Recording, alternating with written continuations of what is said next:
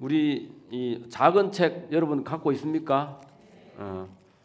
책이 좀 몇 남았는가 봐요. 그 작은 책으로는 82쪽이 되겠는데 거기 98번 개송 먼저 같이 한번 읽어보겠습니다. 합장하시고 시방세계 모든 곳마다 부처님이 여기 계시다 하지만 혹은 인간에 계시고 혹은 천궁에 계시고 열에는 모든 국토에 두루 편안히 계시지만 우리는 부처님이 지금 이 천궁에 계심을 보내 시방일체처에 계위 불제차라 하시니 혹견 제인간하고 혹견 주 천궁이로다. 열에는 보안주 일체 제국토시든 아등 금견불이 첫차 천궁전이로다. 부처님의 몸은 보리수화에 계시는데 지금 법회는 야마천궁에서 하신다 이 말이에요. 그러니까 야마천궁에는 영상과 같은 부처님이 딱 나타나가지고 이렇게 하니까 아등 금견불 우리들은 지금 부처님이 야마천 궁전에 계시는 것을 보고 있다. 거기 19쪽부터가 오후법문입니다. 거기 촌평 해놨죠. 세존께서 보리수화에서 성불하시고 수미산정에 올라 천상설법을 시작하고 다음 단계로 야마천궁을 올라서 설법하시니 개송에 보이듯이 어떤 이는 인간에 계신다고 하고 어떤 사람은 천상에 계신다고 말하는 것은 부처님은 중생이 원하는 곳에 다 친히 가셔서 설법하신다. 그리고 저 앞에 열애현상품에 보면 이런 개송이 있습니다. 수연부감 미부주나 이항처차 보리자라. 인연을 따라 여기저기 다 가시지 않는 데가 없듯이 그렇지만 항상 부처님의 몸은 보리자를 떠나지 아니하신다. 그러니까 중생이 있는 곳에는 가지 않는 곳이 없다 이 말입니다. 그래서 그것을 우리가 한마디로 불신 충만의 법계라. 부처님의 법신은 이 법계에 안 계신 데가 없다. 오전에 말씀드린 것처럼 부처님은 생사의 자유자재하십니다. 여러분 그 불교에서 우리가 지혜와 자비 이렇게 말하는데 그럼 지혜가 먼저일까요? 자비가 먼저일까요? 자비가 우선인 것 같지만 지혜가 먼저인 겁니다. 왜냐하면 내가 올바른 인생을 살고 가면 나이가 들어서 후회 없는 인생이 되지 않습니까? 화엄경 전체를 그 번역하신 주석을 다신 청량국사 스님이 왕복서라고 하는 서문을 하면서 왕복이 무죄나 동정은 이러니라 이렇게 그게 아주 유명한 문장인데 이게 무슨 소리냐면 가고 오는 것은 정해진 것이 없지만 가만히 있고 움직이는 것 이것은 그 근원이 한 뿌리다. 그게 무슨 소리냐? 우리가 오고 가고 오늘도 절에 왔다가 집에 가잖아요. 그죠? 근데 사람이 갈 때 잘 가야 되는데 잘못 가면 어디로 갑니까? 법회 보러 안 가고 골프 치러 다니고 엉뚱한 데 다니고 집에 와서는 법회 갔다 왔다. 이렇게 거짓말하는 사람이 혹간 있단 말이야. 그렇지만 그거 본인 다 아는 거죠. 내가 전에 다른 법회에서 이런 이야기 했는데 입법개편에 보면 부처님 심부름하는 하늘에서 이렇게 그 사람이 거짓말하고 사는지 진실한 말하고 사는지 다 보고 있다는 거야. 응? 그것을 유교에서는 하늘에 거물이 있다 이렇게 말하고 불교에서는 수열애사천 부처님 심부름하는 하늘이 있는데 그 하늘이 보살들이 열심히 기도하는지 안 하는지 다 보고 있는 거야. 기도가 완성될 부분에 열심히 한 사람은 성취시켜주고 열심히 안 한 사람은 성취를 안 시켜주는 거야. 우리는 그냥 내 재주로 사는 것 같지만 부처님 가피력이라는 것이 항상 존재합니다. 천신이 부처님 심부름하고 보현보살 같은 대보살 심부름하는 수보살천이 또 있어요. 그 천상 그 신인이 다니면서 그걸 다 체크한다는 겁니다. 부처님은 자유자재이기 때문에 천상에도 계시고 인간에도 계시고. 그래서 이 화엄경 80권 중에 제일 핵심 내용이 비유법으로 설해진 것이 바로 이 야마궁중 개찬품입니다. 야마궁중 개찬. 여기에 화엄경 최고가는 제1개송이 있어요. 또 밑에 한번 보겠습니다. 그 화면 보시고 그 19쪽 17번 개송 나오지요. 열에는 동등할 리도 없고 짝을 구해도 얻을 수 없나니 진실한 법을 알지 못하고는 아무도 보지 못하나니 부처님의 몸과 신통 자제하심 헤아릴 수 없어 가는 일 없고 오는 일 없지만 법을 말하여 중생을 건지네.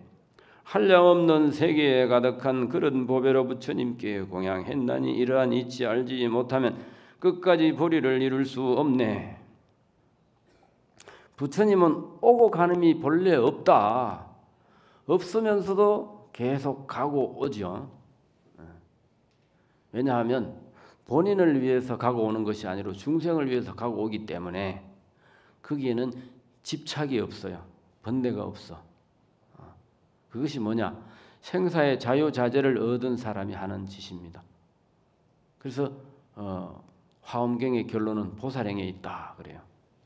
그래서 우리가 세세상행 보살도 그러잖아요. 이 대성불교는 뭔가를 하나를 얻고 거기에서 끝나는 게 아니고 또 서원을 세우고 또 서원을 세우고 그렇게 끝없이 서원을 세워가면서 중생을 위해서 사는 인격, 그게 바로 이제 보살의 인격이다.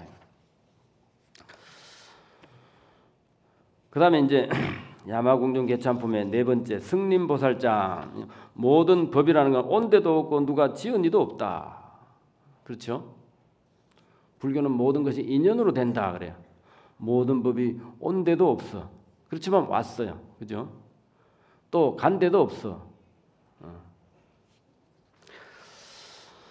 그 26번 모든 법이 온데도 없고 누가 지은 이도 없으며 어디로부터 난데도 없나니 어떻다고 분별할 수가 없네. 온과 법이 온데가 없으니 그러므로 난 것이 아니요 이미 난 것이 아닌지라 멸한다고도 할 수 없네. 스님들이 추구하는 불교가 생사에서 초월한 삶을 사는 겁니다. 근데 우리 신도님들도 결국은 이거를 해야 돼요. 신도는 도 안 닦아도 되는 줄 아십니까? 우리 불자님들도 똑같이 스님들하고 지금 현재 소원 성취가 급하긴 하지만 그거 하면서 나이가 들면 생사에서 자유자재하는 그런 불교를 여러분들이 제대로 믿고 수행을 해야 된다고 저는 생각을 합니다. 그렇죠. 거기서 본 생사에 대한 올바른 인식이 없기 때문에 지어식이 없고 한 생의 모든 것을 하려고 하기 때문에 범죄를 저지르고 그래서 감옥으로 가거나 죽어서 더러운 이름을 남기죠. 그걸 오명이라 그럽니다. 자, 그러면 그 밑에 무예림 보살. 열에어 넓고 거신 몸 끝없는 법계에 가득함에 이 자리에서 떠나지 않고 온갖 곳에 두루 하도다. 만일 이러한 법을 듣고 공경하고 믿고 좋아하는 이는 세 가지 나쁜 갈래와 모든 고난을 길리 여일이 한량도 없고 셀 수도 없는 모든 세계를 두루 다니더라도 열에어 자제하신 힘을 지극한 정성으로 들으려 하라나. 무아미타불. 이게 이제 불법을 제대로 믿고 좋아하는 사람은 사막도에 들어가지 않는다. 세 가지 나쁜 갈래. 그리고 살아서 고통을 받지 않는다. 고통을 받아도 그걸 고통으로 생각을 하지 않습니다. 그래서 우리가 이제 지장경 같은 데 보면 지옥에 부모가 떨어져 고생하고 계시니까 지옥에 가고 싶어가 찾아가려 하는데 어떻게 해야 지옥에 갈 수 있습니까? 이래 물으니까 무독기양이 대답하죠. 지옥에는 아주 도가 높은 부처님이나 보살이 가는 방법이 있고, 그다음 중생은 죄 받으러 고통 받으러 가는 수가 있다. 두 가지다 이거죠. 근데 지옥에 가면 무조건 고통만 받는 게 아니고 부처님이나 보살들이나 큰 스님들, 도 깨달은 이런 분들은 그 지옥에 가서 오히려 중생을 구제하기 위해서 일부러 가죠. 그 다음에 그 밑에 50번 개송, 모든 식과 몸, 식신이라고 하는 건 식의 몸, 인식으로 가지고 있는 우리의 영혼을 말합니다.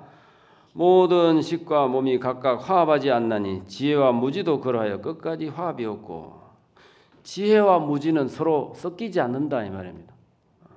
지혜 없는 사람은 지혜 있는 사람을 따라갈 수가 없어요. 지혜를 알아야 된다. 없을 무자 지혜 지자. 아까 이야기한 왕복무제나 동정일언이라 하는 게 거기서 우리가 인생을 잘 살려고 하면 지혜의 길로 가야 되잖아요. 근데 이제 부모에게서 물려받은 우리의 탐진치의 몸, 그러니까 욕심의 눈이 어두워서 살면 잘못 가는 거죠. 탐진치의 삶을 살면 나중에 감옥이나 지옥에 가게 되고, 지혜의 삶을 살면 부처님이나 보살로 태어나죠. 도착지점이 다르다는 거예요. 그래서 청량 스님이 말하기를 가다가 잘못 간 줄 알면 다시 돌아가야 된다는 거예요. 돌아갈 줄 모르고 자꾸 잘못된 삶을 계속하면 결국은 나중에 과보를 받죠. 그래서 지혜와 무지는 합치할 수가 없다는 거예요. 50번 계속, 말하자면 모든 식과 몸이 각각 화합하지 않나니 지혜와 무지도 그러하여 끝까지 화합이 없고, 마치 아가타 약이 온갖 독을 멸한과 같이 지혜도 그와 같아서 무지를 능히 멸하나니라. 아가타 약이라는 건 만병통치약인데, 몸이 병이 있으면 그것을 먹으면 다 낫는다는 거죠. 근데 우리가 마음의 병이 들면 어떻게 되느냐? 지혜가 없어서 그렇잖아요. 무지라서 탐진치의 삶을 살았다는 거예요. 그러면 그 즉시로 부처님한테 기해가지고 지혜가 어떤 것인지를 제대로 알고 가면 되는 거예요. 그 다음에 61번 다음 쪽 22쪽입니다. 모든 이 세상은 언제 끝나느냐? 성주괴공 이래 되죠. 성주괴공의 과정을 거치는데, 공급되기 전에 괴급 말기에 이 급파가 일어난다. 급파라는 것은 지금 우리 지구 온난화로 나중에 이 세상이 너무 뜨거워져 가지고 사람이 살 수 없는 그때가 되는 것을 우리가 급파라고 그렇게 말할 수 있습니다. 근데 이 세상은 그렇게 지구가 뜨거워져 가지고 사람이 살 수 없는 그런 환경이 된 그리 급파가 일어나는 건데, 그럴 때 이 세상은 끝난다는 거예요. 그러나 그때도 허공은 끝나지 않는다. 그렇죠? 이 물과 불과 바람 이걸로 된 것은 끝나는 날이 있지만 허공은 끝나는 날이 없어요. 왜냐? 허공은 탈 게 없잖아요. 그죠? 부처님도 마찬가지잖아요. 부처님 허공과 같다는 거죠. 말하자면 모든 세간을 겁불이 탈 때는 끝나거니와 허공은 무너지지 않나니 부처님 지혜도 그러하니라.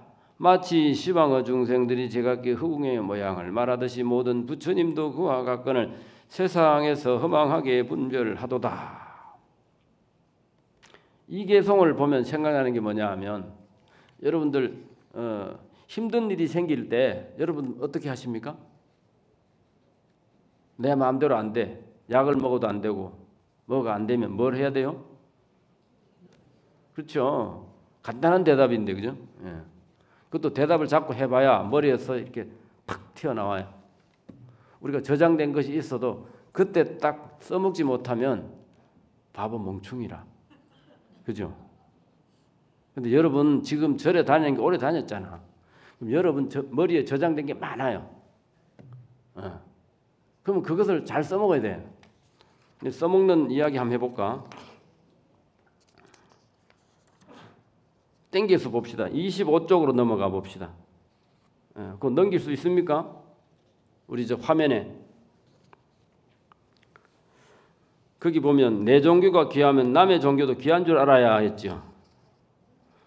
제가 89년도 서울에 살았는데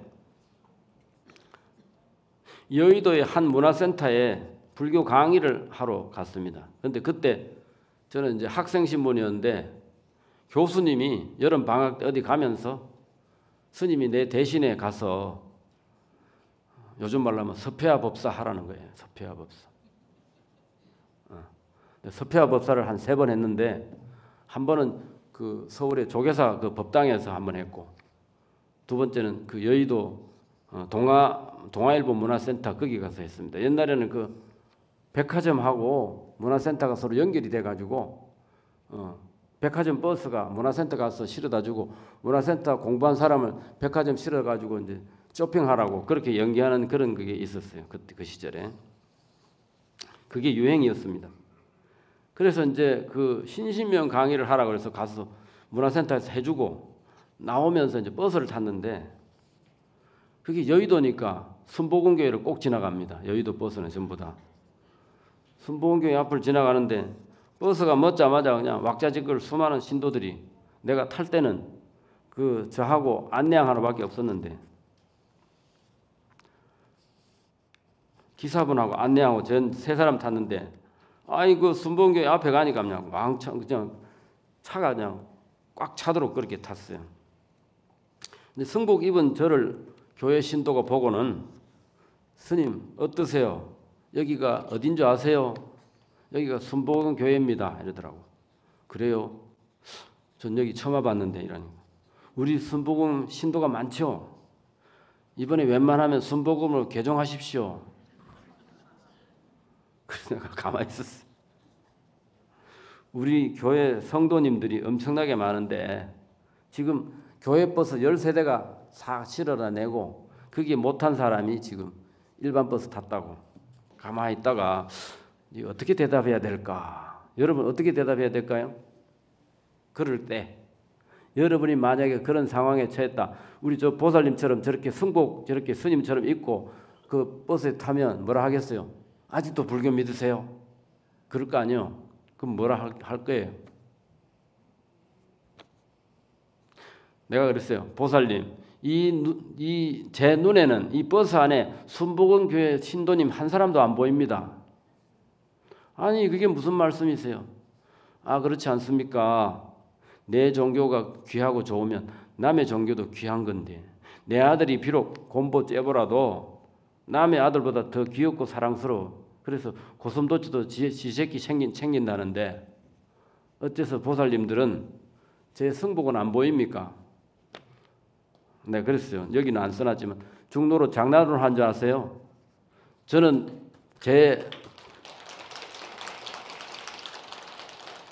그때 내 나이가 29살이었어요. 저는 제 인생 전체를 부처님한테 바친 사람인데 당신들이 뭐라고 개종을 입에 담냐고. 그러니까 이제 조용하더라고. 지 죽은 듯이 조용해. 조금 있다가 어떤 나이든 그 신도가 하나 나타나. 아이고 우리 젊은 성도님이 스님한테 결례를 범했습니다. 죄송합니다. 이해해 주세요. 아이고 이제 교회 성도님 한 분 딱 보인다.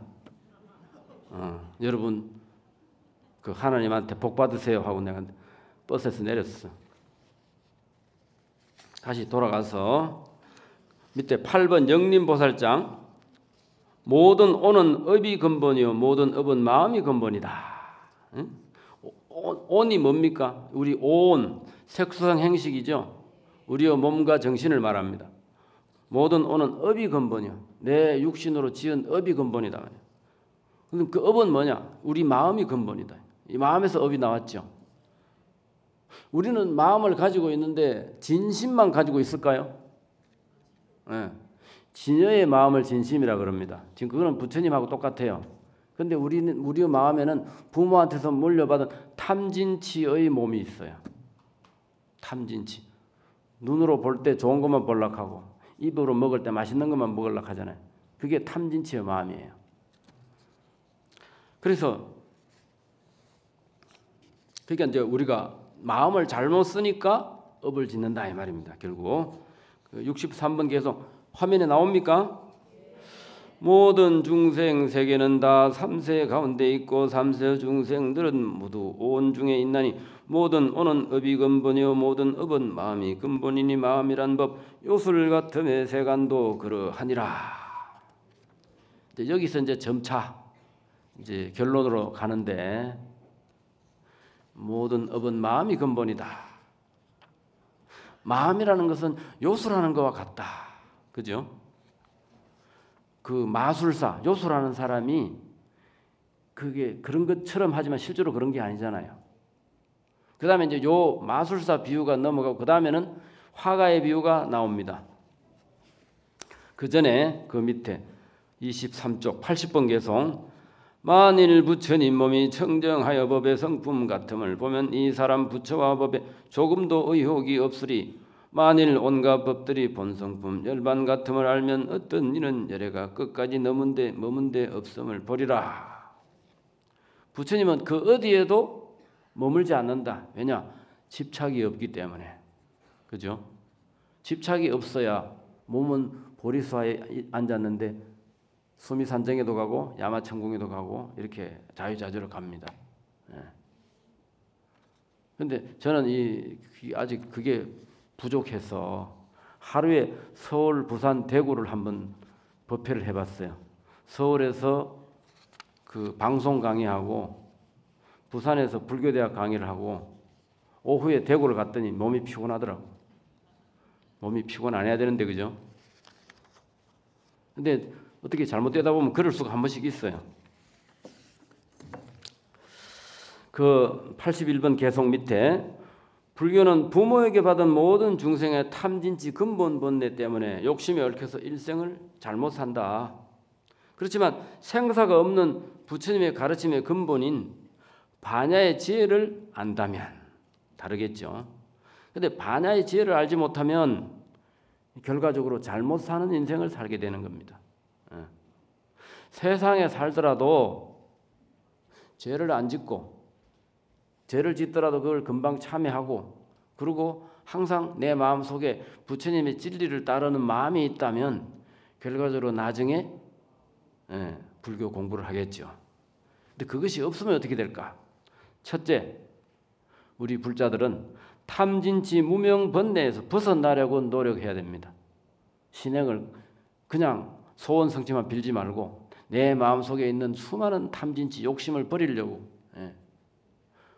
이번 소원 요거 하나 성취되고 나면 다음 소원 또 해야 되고 다음 소원 또 하면 또 해야 되고 그렇게 끝없이 그렇게만 하지 말고 그 자체에서 벗어나려고 해야 되는 거예요. 내가 이제 나이도 들었으니까 욕심을 좀 줄이자. 인생은 한 번뿐이라는 잘못된 무지에서 벗어나려고 노력해야 되는 거예요. 절에 와서 스님 설법 다 들어도 죽으면 끝이지 뭐야. 그렇게 하면 우리 마음에 신앙의 근본이 없어요. 신앙의 근본이 없으면 금방 사람이 삿되어집니다. 육신의 생사에 속아서 유한한 인생을 살지 말고 영원한 생명, 곧 영생의 언어를 이해를 해야 된다.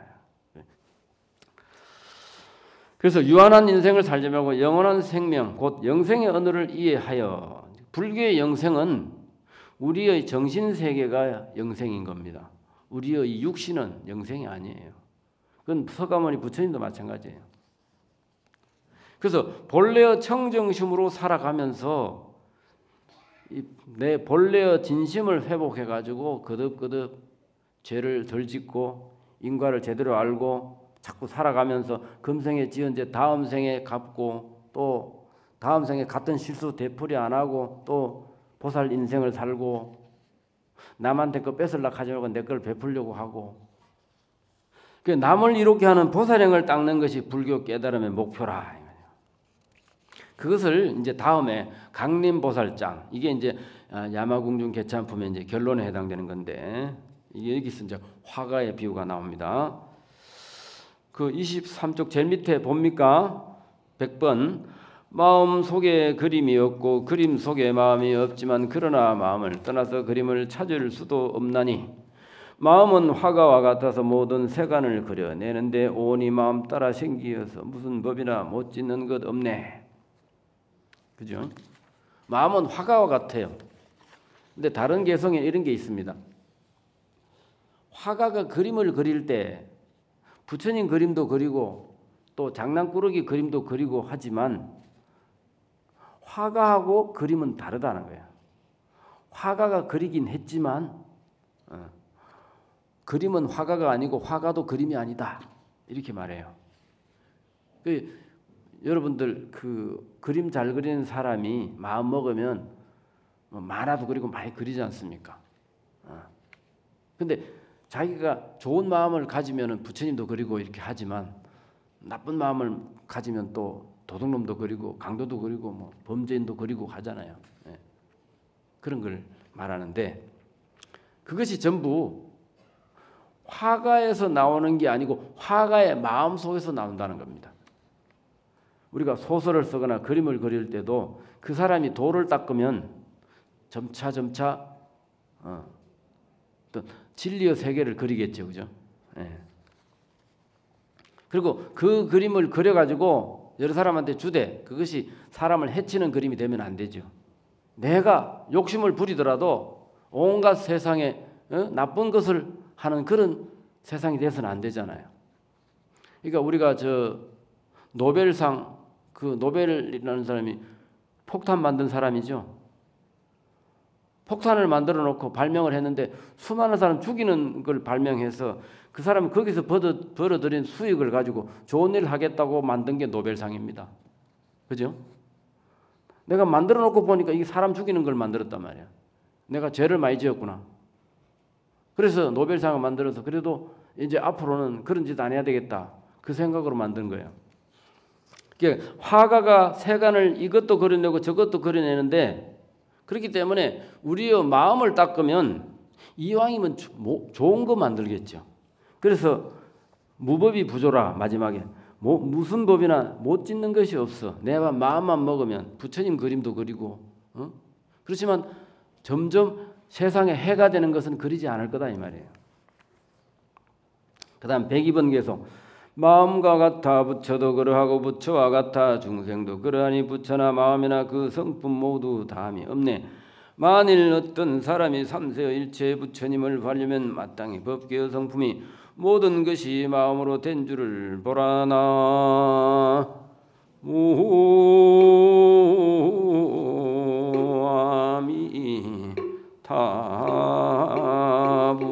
아미타불. 이게 이제 마음, 부처, 중생 이 세 가지를 나누고 이야기를 하는 겁니다. 그러니까 이 마음 때문에 부처도 생기고 중생도 생겼는데 마음의 입장으로 볼 때는 부처도 중생도 이 마음이 지어낸 거단 말이야. 그러니까 부처나 마음이나 그 본성품, 그 마음은 뭐가 될지 모른다. 다음이 없다는 것은 결론을 말할 수가 없어요. 좋은 마음을 지으면 부처가 될 것이고 나쁜 마음을 지으면 도둑놈이 되겠죠. 그래서 불교는 모든 것은 내 마음에 달렸다. 내 마음을 어떻게 먹느냐에 다르다 이 말이죠. 그래서 우리 불교를 대표하는 개송, 화엄경을 대표하는 개송이 이 103번 개송입니다. 약인용료지 삼세일체 버린된 음관법개성의 일체유심존이라. 모든 것은 네가 지었느니라. 네 마음이 지었느니라. 이걸 두 가지만 유심이라 그럽니다. 오직 유자, 마음 심자. 오직 네 마음이 모든 것을 다 만들었다. 아까 그랬죠? 온이 내 마음에서 나왔다 그랬잖아요. 강림장에서 화가의 비유처럼 마음을 떠나 그림이 없고 그림 속에 마음이 없듯이 마음과 부처와 중생 그 성품은 다함이 없이 무엇이든 내 마음을 어떻게 먹느냐에 따라서 결과가 달라진다. 그것을 일체유심조라고 하는 거다. 그래서 일체유심조라고 하는 그 말 속에 그 5자 속에 화엄경의 진리가 다 들어가 있습니다. 그렇기 때문에 이 야마궁중 개참품에 아주 중요한 개송이 나온다는 거죠. 그다음 그 다음에 밑에 24번 밑에 96번 개송 열애어 거지없이 묘한 색시는 한탄하려는 이가 있어 무수겁이 끝나도록 하여도 모두 다 말할 수 없으리. 마치 여의주가 온갖 빛을 나타내지만 빛 없는 데서 빛을 내는 것. 부처님들도 그러하니라. 빛 없는 데서 빛을 내는 것. 부처님은 그죠? 중생과 달리 빛이 없는 데서 스스로 빛을 내어 사물을 볼 수 있다. 부처님은 허공과 같아서 그 어디에도 의지함이 없다. 부처님은 어려움이 닥칠 때 연기법과 사성제를 관하면서 어려운 일들을 하나하나 해결해 나가지요. 여기 이제 부처님 삼불능 이야기를 하는데 중국의 어떤 선사 스님이 부처님에게 삼불능이 있다. 세 가지 능력 없는 게 있다. 이렇게 말을 하셨어요. 그게 보면 뭐냐? 첫째는 불능면 정업중생이라고 해서 지어놓은 업은 부처님이라도 받아야 된다. 면할 수가 없다. 그 다음에 두 번째는 모든 중생을 다 제도할 수는 없다. 세 번째는 불능도 무연중생이라 인연 없는 중생은 제도할 수 없다. 이렇게 정리를 한 거예요. 그 부처님 말씀이 아니고 선사 스님의 이제 주장인데, 근데 상당히 맞아요. 그렇죠? 우리가 인연 없는 중생은 제도하지 못한다 소리 한 번씩 들었죠? 예. 그 다음에 부처님이 아무리 뛰어나더라도 모든 중생을 다 제도할 수 없다. 중생의 업과 번뇌가 너무나 많기 때문에. 그래서 보현보살이라든가 지장보살은 모든 중생이 다 성불할 때까지 자기는 성불을 미루겠다. 그렇게 했어요. 근데 86년쯤에 제가 이제 불국사 선원에 있다가 해제철에 시내에 나갔다가 들어가는데, 그땐 뭐 경주 이래 내가 이제 역사 공부하는 그게 돼가지고 자전거 타고 다니면서 박물관에도 가고 뭐 탑 있는 곳에도 가고 막 그렇게 했었습니다. 근데 저녁에 이제 한 4시쯤 돼가지고 자전거를 한쪽에 넣어놓고 그러고 이제 절에 올라가려 하는데 어떤 보살이 쫓아오더니 스님 안녕하세요 그러더라고. 그래 내가 누구십니까? 어디서 봤더라? 내가 이랬거든. 그러니까 스님은 삼불능을 하세요? 그래 내가 그 내남 쪽에 그 남산 밑에 가면 삼불사가 있거든요. 삼불사 말입니까? 이러니까 아니요. 석가모니는 세 가지 능력이 없다. 그거 아세요? 그래서 나는 그때 그걸 잘 몰랐거든 사실. 보살이 그때 제대로 한번 이야기해 보세요. 잘 아는지 봅시다. 내가 이랬어. 그러니까 첫째, 모든 중생을 다 제도할 수 없다.